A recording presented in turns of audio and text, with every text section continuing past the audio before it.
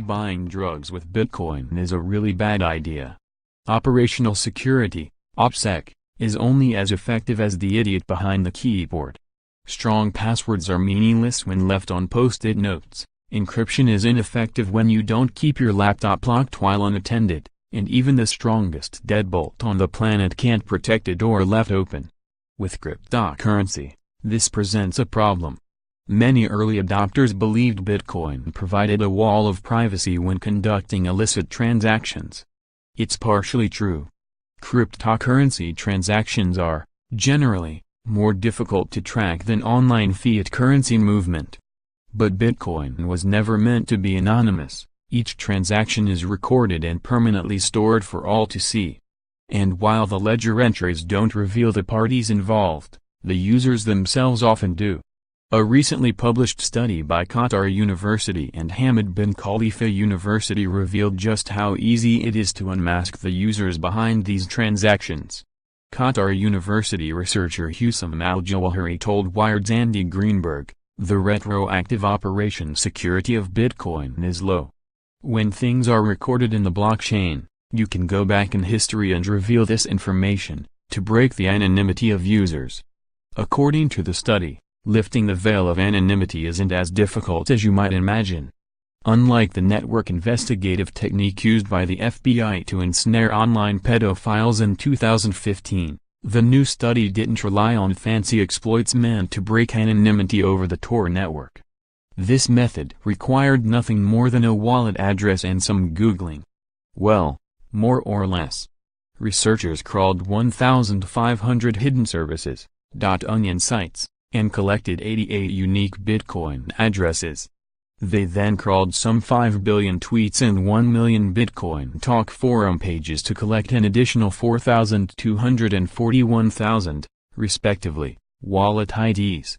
Each of the collected addresses linked to Twitter and Bitcoin Talk contained identifying information. And while this information isn't always correct, it's another digital breadcrumb left for investigators when they come calling. For some, no further investigation was needed. The online identities were often linked to real email addresses, other social media accounts, and sometimes even a home address. This is where OpSec goes to die. Bitcoin Talk, in particular, is a problematic site for users who intend to keep their information private. A 2016 Reddit post revealed the forum had recently sent users messages notifying them that some or all of their private messages had been turned over to authorities as part of an ongoing investigation. It's also been hacked at least twice since 2013. Both hacks resulted in user information being sold on the dark web. Using this data, researchers were able to link 125 unique users to 20 Tor hidden services. And while some were completely legal transactions, like donating to WikiLeaks, for example, others made direct connections to illicit transactions on sites like Silk Road. It's not rocket science. Oh my god, I hope it's me.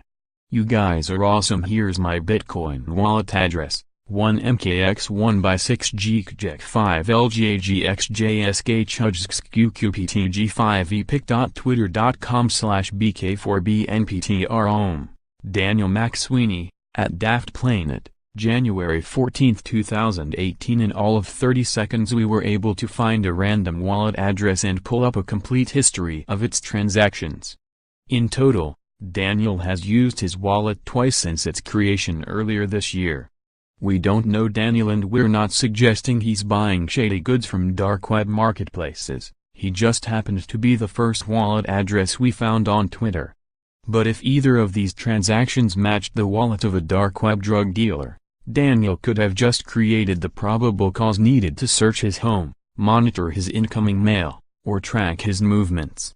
Bitcoin's defining feature might also be its most overlooked. The permanence and immutability of the blockchain means all it takes is a single arrest to create a spiderweb connecting suppliers with dealers and dealers with users. And while it's not foolproof for law enforcement, digital footprints are easy to cross-reference with pricing information on archived versions of long-dead online drug marketplaces, wallet addresses shared on the clear web, and the users buying and selling illegal items. The information is publicly available and easily traceable. As Bitcoin's 2008 white paper stated, we define an electronic coin as a chain of digital signatures. Each owner transfers the coin to the next by digitally signing a hash of the previous transaction and the public key of the next owner and adding these to the end of the coin. A payee can verify the signatures to verify the chain of ownership. Those magic mushrooms you bought for Coachella a few years back? It's only a matter of time before law enforcement links you to the purchase.